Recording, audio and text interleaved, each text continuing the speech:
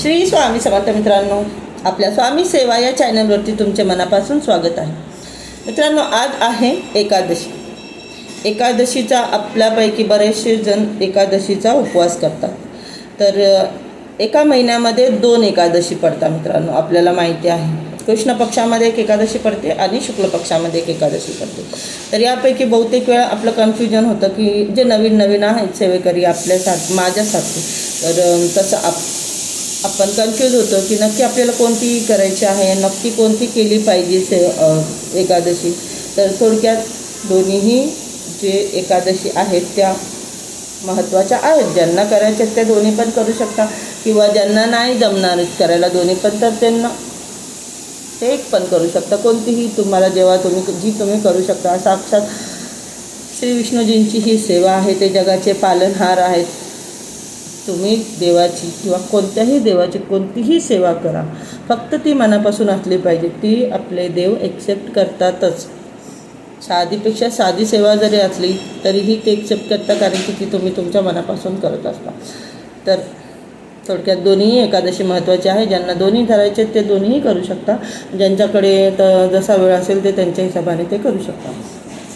आपण एकादशीचा जो उपवास आहे आपले बऱ्यापैकी आपण लोक, कोणी आपल्या पांडुरंगाच्या नावाने धरतं, कोणी श्रीकृष्णाच्या नावाने धरतं, कोणी विष्णूजींसाठी धरतं, कोणी श्रीराम यांच्यासाठी धरतं. कारण की या सगळ्यांचं मूळ म्हणजे एकच श्री विष्णू, जे आपल्या जगाचे पालनहार आहेत. आणि त्यांची सेवा म्हटलं तर खूपच उच्च कोटीची ती सेवा आहे. जे उपवास करतात त्यांचं खूपच चांगलं आहे. ज्यांना करायचं आहे ते एकादशीपासून चालू करू शकता. पण फक्त उपवास तर करतोच आपण. फक्त उपवास करण्यापेक्षा आपण जर त्याच्यामध्ये जर काही सेवा आहेत श्री विष्णू यांच्या, या जर सेवा आपण ॲड केल्या मित्रांनो, तर अतिशय सुंदर परिणाम बघायला मिळतील आपल्याला.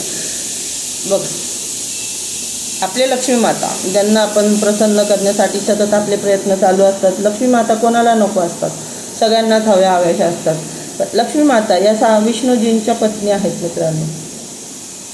आता आपल्याला महिलांना माहिती आहे आपलं कसं असतं, जिथे आपले पती जातात तिथे आपण त्यांच्या मागे असतोच. आपल्याला त्यांच्या पाठी जायला कोणत्याही कारणाची गरज नाही लागत. तर लक्ष्मी मातासुद्धा त्याचप्रमाणे विष्णूजींच्या पत्नी आहेत. आणि जिथे विष्णूजींची सेवा केली जाते, जिथे विष्णूजींना मानपान भेटतो, तिथे लक्ष्मी माता न बोलावता तिथे उपस्थित असतात. फक्त उपस्थितच नाही मित्रांनो, त्या तिथे स्थायी स्वरूपात राहत असतात. आपलं कसं असतं लेडीजचं, महिलांचं, जिथे आपल्या मिस्टरांना मानपान भेटला, आपण तिथे खूप खुश असतो. खूप खुशीने आपण त्या ठिकाणी थांबतो किंवा असतो. पण ज्या ठिकाणी आपल्या मिस्टरांचं मानपान होत नाही, तर आपल्याला पण राग, त्यांना तर साईडलाच राहून, पण आपल्यालाच राग येतो की इथे माझ्या मिस्टरांचं मानपान नाही झालं, मला नाही थांबायचं, मी नाही येणार. अशा ठिकाणी अतिशय घरातल्या गोष्टी म्हणजे शी रिलेटेड असल्यासारखंच मी सांगते मित्रांनो तुम्हाला. सेम टू सेम लक्ष्मी मातांचं पण असं असतं. ज्या घरामध्ये विष्णूजींची सेवा होते, ज्या घरामध्ये विष्णूजींचा मानपान केला जातो, तिथे लक्ष्मी माता यांना बोलवण्याची आवश्यकताच राहत नाही.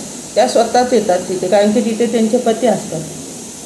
आणि ते तिथे फक्त येत नाही, तर ते तिथे स्थायी रूपामध्ये तिथे थांबतात मित्रांनो. तर अशा आपल्या विष्णूजींचे, लक्ष्मी माताचे पण ते पती आहेत, तर अशा आपल्या विष्णूजींच्या सेवेमध्ये जर आपण 1-2 गोष्टी अजून ॲड केल्या तर सांगा, याचा आपला फायदा आपल्यालाच होणार आहे. आता त्या सेवा कोणत्या? लक्ष्मी माताच्या विष्णूजींच्या अशा कोणत्या सेवा आहेत ज्या आपण करून विष्णूजींना प्रसन्न करू शकतो आणि इनडायरेक्टली लक्ष्मी मातांना प्रसन्न करू शकतो? तर त्यामध्ये बघा, विष्णू सहस्त्रनामचं पठण आपण करू शकतो.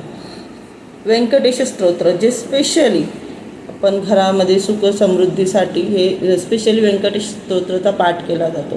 तर आपल्याला इतर वेळी वेळ नाही मिळाला तर आपण एकादशीच्या दिवशी जेव्हा आपण विष्णूजींची सेवा करतो, त्या दिवशी आपण आपल्या पूजेमध्ये 2 मिनिटाचं स्तोत्र आहे व्यंकटेश स्तोत्र, आणि विष्णू सहस्त्रनाम आहे ज्याला 10 ते 12 मिनटं लागतात. परंतु ते व्यंकटेश स्तोत्र जे आहे ते आपल्या स्वामींच्या नित्यसेवेच्या पुस्तकामध्ये अवेलेबल आहे. पण सहस्त्रनाम जे आहे ते नित्य सेवेच्या पुस्तकात नाही आहे. ज्यांना जर का आपल्यापैकी कोणाला विष्णू सहस्त्रनामचा पाठ करायचा असेल तर त्यासाठी ते स्पेशली छोटंसं पुस्तक मिळतं पुस्तकांच्या दुकानावरती. जर का आपल्याला करायचं असेल तर आपण तिथून ते पुस्तक आणून आपण करू शकतो. विष्णू सहस्त्रनाम आहे. पुन्हा आणखी व्यंकटेश स्तोत्र आहे. ते व्यंकटेश स्तोत्र आहे ते सुद्धा विष्णूजींची सेवा आहे. पुरुष सुक्तम जे आहे ते सुद्धा विष्णूजींची सेवा आहे. आपल्याला वेळ असेल तर आपण पुरुष सुक्तमसुद्धा वाचू शकतो. ते सुद्धा स्वामींच्या पुस्तकामध्ये आहे, स्वामी सेवेच्या पुस्तकामध्ये. आणि माला जाप आपण श्री विष्णू यांच्या नावाने माला जाप करू शकतो. त्यांचे जे मंत्र आहेत साधारण सिंपल असे आपला एक साधारण असा मंत्र आहे पण खूप प्रभावी मंत्र आहे विष्णूजींचा.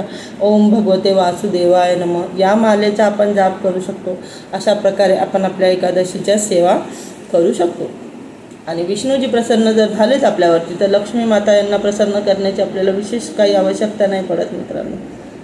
कारण की आपल्याकडे पद्धतच आहे. आपले मिस्टर खुश असले तर आपण आपोआपच खुश असतो. चला आजच्यासाठी फक्त इतकं. भेटूया पुढच्या वेळी. श्री स्वामी समर्थ.